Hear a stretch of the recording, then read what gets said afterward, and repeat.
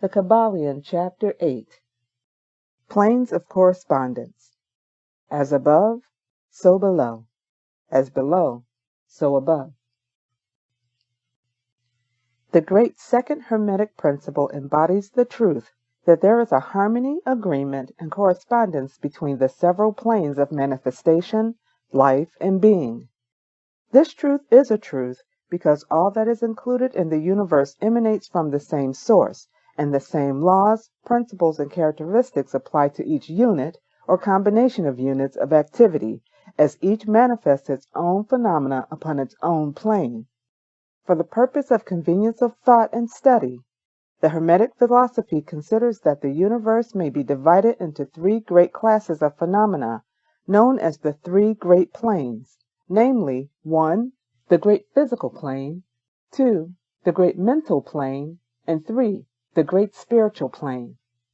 These divisions are more or less artificial and arbitrary, for the truth is that all of the three divisions are but ascending degrees of the great scale of life, the lowest point of which is undifferentiated matter, and the highest point that of spirit, and moreover, the different planes shade into each other, so that no hard and fast division may be made between the higher phenomena of the physical and the lower of the mental, or between the higher of the mental and the lower of the physical. In short, the three great planes may be regarded as three great groups of degrees of life manifestation. While the purposes of this little book do not allow us to enter into an extended discussion of or explanation of the subject of these different planes, still we think it well to give a general description of the same at this point. At the beginning, we may as well consider the question so often asked by the neophyte, who desires to be informed regarding the meaning of the word plane, which term has been very freely used and very poorly explained in many recent works upon the subject of occultism. The question is generally about as follows: is a plane a place having dimensions, or is it merely a condition or state? We answer, no, not a place, nor ordinary dimension of space, and yet more than a state or condition. It may be considered as a state or condition, and yet the state or condition is a degree of dimension in a scale subject to measurement. Somewhat paradoxical, is it not? But let us examine the matter. A dimension, as you know, is a measure in a straight line, relating to measure, etc. The ordinary dimensions of space are length, breadth, and height, or perhaps length, breadth, height, thickness, or circumference. But there is another dimension of created things or measure in a straight line, known to the occultists and to scientists as well, although the latter have not as yet applied the term dimension to it, and this new dimension, which by the way is much speculated about, fourth dimension, is the standard used in determining the degrees or planes. This fourth dimension may be called the dimension of vibration. It is a fact well known to modern science as well as to the Hermetists, who have embodied the truth in their third Hermetic principle, that everything is in motion, everything vibrates, nothing is at rest. From the highest manifestation to the lowest, everything and all things vibrate. Not only do they vibrate at different rates of motion, but as in different directions and in a different manner. The degrees of the rate of vibrations constitute the degrees of measurement on the scale of vibrations. In other words, the degrees of the fourth dimension. And these degrees, from what occultists call planes, the higher the degree of rate of vibration, the higher the plane, and the higher the manifestation of life occupying that plane. So that while a plane is not a place, nor yet a state or condition, yet it possesses qualities common to both. We shall have more to say regarding the subject of the scale of vibrations in our next lessons, in which we shall consider the Hermetic principle of vibration. You will kindly remember, however, that the three great planes are not actual divisions of the phenomena of the universe, but merely arbitrary terms used by the Hermetists in order to aid in the thought and study of the various degrees and forms of universal activity and life. The atom of matter, the unit of force, the mind of man, and the being of the archangel are all but degrees in one scale, and all fundamentally the same, the difference between solely a matter of degree and rate of vibration. All are creations of the All, and have their existence solely within the infinite mind of the All. The Hermetists subdivide each of the three great planes into 7 minor planes, and each of these latter are also subdivided into 7 subplanes, all divisions being more or less arbitrary, shading into each other, and adopted merely for convenience of scientific study and thought. The great physical plane and its 7 minor planes is that division of the phenomena of the universe which includes all that relates to physics or material things, forces, and manifestations. It includes all forms of that which we call matter, and all forms of that which we call energy or force. But you must remember that the Hermetic philosophy does not recognize matter as a thing in itself, or as having a separate existence even in the mind of the All. The teachings are that matter is but a form of energy, that is, energy at a low rate of vibrations of a certain kind, and accordingly the Hermetists classify matter under the head of energy and give to it 3 of the 7 minor planes of the great physical plane. These 7 minor physical planes are as follows: 1. The plane of matter A. 2. The plane of matter B. 3. The plane of matter C. 4. The plane of ethereal substance. 5. The plane of energy A. 6. The plane of energy B. And 7. The plane of energy C. The plane of matter A comprises the forms of matter in its form of solids, liquids, and gases, as generally recognized by the textbook on physics. The plane of matter B comprises certain higher and more subtle forms of matter of the existence of which modern science is but now recognizing, the phenomena of radiant matter in its phases of radium, etc., belonging to the lower subdivision of this minor plane. The plane of matter C comprises forms of the most subtle and tenuous matter, the existence of which is not suspected by ordinary scientists. The plane of ethereal substance comprises that which science speaks of as the ether, a substance of extreme tenuity and elasticity, pervading all universal space, and acting as a medium for the transmission of waves of energy, such as light, heat, electricity, etc. This ethereal substance forms a connecting link between matter, so-called, and energy, and partakers of the nature of each. The Hermetic teachings, however, instruct that this plane has 7 subdivisions, as have all of the minor planes, and that in fact there are 7 ethers instead of but 1. Next above the plane of the ethereal substance comes the plane of energy A, which comprises the ordinary forms of energy known to science, its 7 subplanes being respectively heat, light, magnetism, electricity, and attraction, including gravitation, cohesion, chemical affinity, etc., and several other forms of energy indicated by scientific experiments but not as yet named or classified.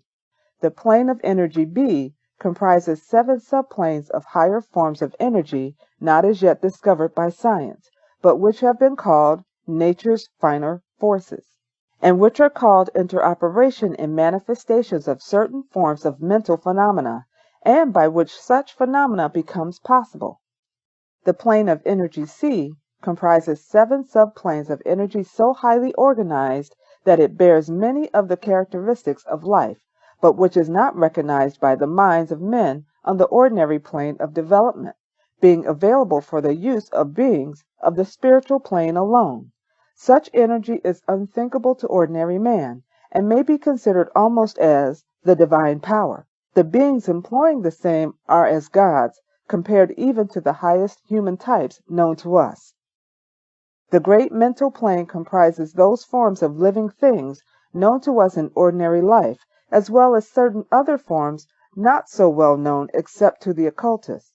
The classification of the 7 minor mental planes are more or less satisfactory and arbitrary, unless accompanied by elaborate explanations which are foreign to the purpose of this particular work, but we may as well mention them. They are as follows. 1. the plane of mineral mind. 2. The plane of elemental mind A. 3. The plane of plant mind. 4. The plane of elemental mind B. 5. The plane of animal mind. 6. The plane of elemental mind C. And 7. The plane of human mind.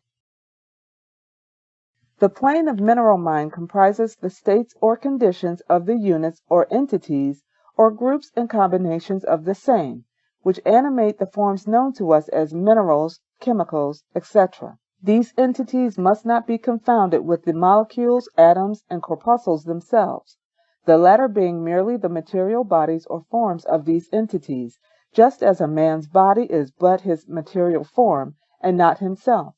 These entities may be called souls in one sense, and are living beings of a low degree of development, life, and mind, just a little more than the units of living energy, which comprise the higher subdivisions of the highest physical plane.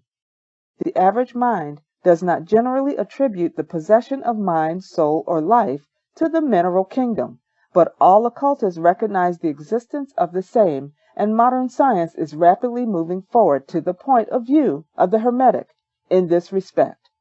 The molecules, atoms, and corpuscles have their love and hates, likes and dislikes, attractions and repulsions, affinities and non-affinities, etc. And some of the more daring of modern scientific minds have expressed the opinion that the desire and will, emotions and feelings of the atoms differ only in degree from those of men. We have no time or space to argue this matter here. All occultists know it to be a fact, and others are referred to some of the more recent scientific works for outside corroboration. There are the usual 7 subdivisions to this plane. The plane of elemental mind A comprises the state or condition and degree of mental and vital development of a class of entities unknown to the average man, but recognized to the occultist. They are invisible to the ordinary senses of man, but nevertheless exist and play their part of the drama of the universe. Their degree of intelligence is between that of the mineral and chemical entities on the one hand and of the entities of the plant kingdom on the other. There are 7 subdivisions to this plane also. The plane of plant mind, in its 7 subdivisions, comprises the states or condition of the entities comprising the kingdoms of the plant world, the vital and mental phenomena of which is fairly well understood by the average intelligent person. Many new and interesting scientific works regarding mind of the life plants have been published during the last decade. Plants have life, mind, and souls, as well as have the animals man and superman. The plane of elemental mind B, in its 7 subdivisions, comprises the states and conditions of a higher form of elemental or unseen entities, playing their part in the general work of the universe, the mind and life of which form a part of the scale between the plane of plant mind and the plane of animal mind, the entities partaking of the nature of both. The plane of animal mind, in its 7 subdivisions, comprises the states and conditions of the entities, beings, or souls animating the animal forms of life familiar to us all. It is not necessary to go into details regarding this kingdom or plane of life, for the animal world is as familiar to us as is our own. The plane of elemental mind C, in its 7 subdivisions, comprises those entities or beings, invisible as are all such elemental forms, which partake of the nature of both animal and human life in a degree and in certain combinations. The highest forms are semi-human in intelligence. The plane of human mind, in its 7 subdivisions, comprises those manifestations of life and mentality which are common to man in his various grades, degrees, and divisions. In this connection, we wish to point out the fact that the average man of today occupies but the 4th subdivision of the plane of human mind, and only the most intelligent have crossed the borders of the 5th subdivision. It has taken the race millions of years to reach this stage, and it will take many more years for the race to move on to the 6th and 7th subdivisions and beyond. But remember, there have been races before us which have passed through these degrees and then on to higher planes. Our own race is the 5th, with stragglers from the 4th, which has set foot upon the path. And then there are a few advanced souls of our own race who have outstripped the masses and who have passed on to the sixth and seventh subdivision, and some few being still further on. The man of the sixth subdivision will be the Superman. He of the seventh will be the Overman. In our consideration of the 7 minor mental planes, we have merely referred to the 3 elementary planes in a general way. We do not wish to go into this subject in detail in this work, for it does not belong to this part of the general philosophy and teachings. But we may say this much in order to give you a little clearer idea of the relations of these planes to the more familiar ones. The elementary planes bear the same relation to the planes of mineral, plant, animal, and human mentality and life that the black keys on the piano do to the white keys. The white keys are sufficient to produce music, but there are certain scales, melodies, and harmonies in which the black keys play their part and in which their presence is necessary. They are also necessary as connecting links of soul condition, entity states, etc., between the several other planes, certain forms of development being attained therein. This last fact giving to the reader who can read between the lines a new light upon the process of evolution and a new key to the secret door of the leaps of life between kingdom and kingdom. The great kingdoms of the elementals are fully recognized by all occultists, and the esoteric writings are full of mention of them. The readers of Bulwer's Senoni and similar tales will recognize the entities inhabiting these planes of life. Passing on from the great mental plane to the great spiritual plane, what shall we say? How can we explain these higher states of being, life, and mind to minds as yet unable to grasp and understand the higher subdivisions of the plane of human mind? The task is impossible. We can speak only in the most general terms. How may light be described to a man born blind? How sugar to a man who has never tasted anything sweet? How harmony to one born deaf?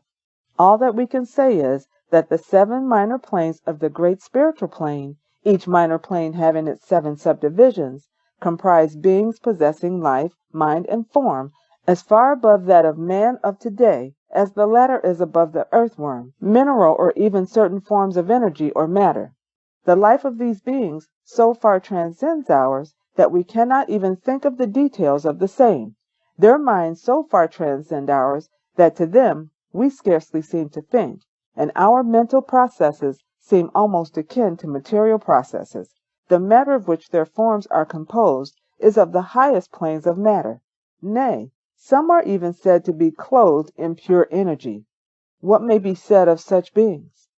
Exist beings of whom we may speak as angels, archangels, demigods. On the lower minor planes dwell those great souls whom we call masters and adepts. Above them come the great hierarchies of the angelic host, unthinkable to man, and above those come those who may without irreverence be called the gods. So high in the scale of beings are they, their being, intelligence, and power being akin to those attributed by the races of men to their conceptions of deity. These beings are beyond even the highest flights of the human imagination, the word divine being the only one applicable to them. Many of these beings, as well as the angelic host, take the greatest interest in the affairs of the universe and play an important part in its affairs. These unseen divinities and angelic helpers extend their influence freely and powerfully in the process of evolution and cosmic progress. Their occasional intervention and assistance in human affairs have led to the many legends, beliefs, religions, and traditions of the race, past and present. They have superimposed their knowledge and power upon the world again and again, all under the law of the all, of course. But yet, even the highest of these advanced beings exist merely as creations of and in the mind of the all, and are subject to the cosmic processes and universal laws. They are still mortal. Say that again. They are still mortal. We may call them gods if we like, but still they are but the elder brethren of the race. The advanced souls who have outstripped their brethren and who have foregone the ecstasy of absorption by the all in order to help the race and its upward journey along the path. But they belong to the universe and are subject to its conditions. They are mortal, and their plane is below that of absolute spirit. Only the most advanced Hermetists are able to grasp the inner teachings regarding the state of existence and the powers manifested on the spiritual planes. The phenomena is so much higher than that of the mental planes that a confusion of ideas would surely result from an attempt to describe the same. Only those whose minds have been carefully trained along the lines of the Hermetic philosophy for years, yes, those who have brought within them from other incarnations the knowledge acquired previously, can comprehend just what is meant by the teaching regarding these spiritual planes. And much of these inner teachings is held by the Hermetists as being too important and even dangerous for general public dissemination. The intelligent student may recognize what we mean by this when we state that the meaning of spirit as used by the Hermetists is akin to living power, animated force, inner essence, essence of life, etc., which meaning must not be confounded with that usually and commonly employed in connection with the term, i.e., religious, ecclesiastical, spiritual, ethereal, holy, etc., etc. To occultists, the word spirit is used in the sense of the animating principle, carrying with it the idea of power, living energy, mystic force, etc. And occultists know that which is known to them as spiritual power may be employed for evil as well as good ends, in accordance with the principle of polarity, a fact that has been recognized by the majority of religions in their conceptions of Satan, Beelzebub, the devil, Lucifer, fallen angels, etc. And so the knowledge regarding these planes has been kept in the Holy of Holies in all esoteric fraternities and occult orders, in the secret chamber of the temple. But this may be said here, that those who have attained high spiritual powers and have misused them have a terrible fate in store for them, and the swing of the pendulum of rhythm will inevitably swing them back to the furthest extreme of material existence, from which point they must retrace their steps spiritward along the weary rounds of the path, but always with the added torture of having always with them a lingering memory of the heights from which they fell owing to their evil actions. Whew! Whew! The legends of the fallen angels have a basis in actual facts, as all advanced occultists know. The striving for selfish power on the spiritual planes inevitably results in the selfish soul losing its spiritual balance and falling back as far as it had previously risen. But to even such a soul, the opportunity of a return is given, and such souls make the return journey, paying the terrible penalty according to the invariable law. In conclusion, we would again remind you that according to the principle of correspondence, which embodies the truth, as above, so below, as below, so above, all of the 7 Hermetic principles are in full operation on all of the many planes, physical, mental, and spiritual. The principle of mental substance, of course, applies to all the planes, for all are held in the mind of the all. The principle of correspondence manifests in all, for there is a correspondence, harmony, and agreement between the several planes. The principle of vibration manifests on all planes. In fact, the very differences that go to make the planes arise from vibration, as we have explained. The principle of polarity manifests on each plane, the extremes of the poles being apparently opposite and contradictory. The principle of rhythm manifests on each plane, the movement of the phenomena having its ebb and flow, rise and flow, incoming and outgoing. The principle of cause and effect manifests on each plane, every effect having its cause and every cause having its effect. The principle of gender manifests on each plane, the creative energy being always manifest and operating along the lines of its masculine and feminine aspects. As above, so below. As below, so above. This centuries-old Hermetic axiom embodies one of the great principles of universal phenomena. As we proceed with our consideration of the remaining principles, we will see even more clearly the truth of the universal nature of this great principle of correspondence. Peace and blessings to you all.